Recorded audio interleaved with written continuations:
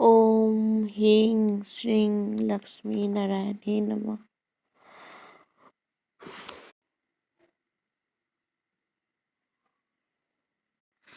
Hello' বন্ধু বান্ধৱীসকল, কি খবৰ আপোনালোকৰ?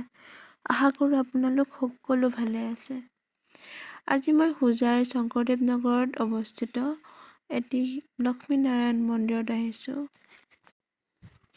হোজাই ৰেলৱে ষ্টেচনৰ পৰা প্ৰায় নিচেই কাষতে থকা এই মন্দিৰটোত বহু দূৰ দূৰণিৰ পৰা ভক্তপ্ৰাণ ৰাইজ আহি ইয়াত পূজা অৰ্চনা কৰে।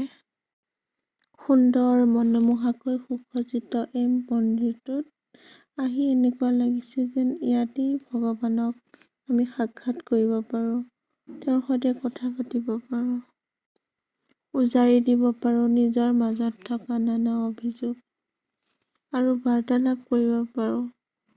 সংগ্ৰামী জীৱনৰ ইতিবৃত্ত।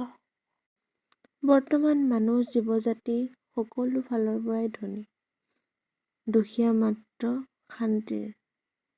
শান্তিৰ অভাৱত আজিৰ মানুহে হাবাথুৰি খাব লগা হৈছে। কাৰণ কৰ্মব্যস্ততা সম্পন্ন এই জীৱনত নিজৰ বাবে অলপ সময় উলিওৱাটোৱেই জটিল হৈ পৰিছে। অলপ সময় উলিয়াই আমাৰ সৃষ্টিকৰ্তা আৰাধ্য দেৱতাক সজোৰে প্ৰণাম কৰিবলৈ আৰু ধন্যবাদ জনাবলৈ, এই জীৱনটি আমাক সুন্দৰভাৱে কটাবলৈ সুযোগ দিয়াৰ বাবে। আচলতে মই আহিছিলোঁ হোজাইত BA পঢ়ি থকা মোৰ এজনী বান্ধৱীৰ ৰুমলৈ।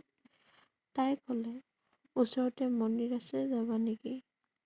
আৰু মই যিহেতু মন্দিৰ বুলি ক'লে একেবাৰে ভাল পাওঁ, গতিকে মই ক'লোঁ ব'লা। আমি দুয়ো একেলগে ওলাই আহিলোঁ। মন্দিৰৰ পৰিৱেশটো দেখি কেনেকুৱা লাগিছে মোক জনাবলৈ এয়া মোৰ বান্ধৱী লিপিকা। কলেজ পঢ়ি থকাৰ সময়ৰ পৰাই আমি দুয়ো খুব ভাল লগ।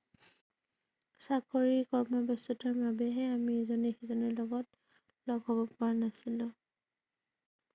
আজি তাইকো লগ পাই মোৰ খুব ভাল লাগিল। অৱশেষত মন্দিৰ দৰ্শন কৰি আমি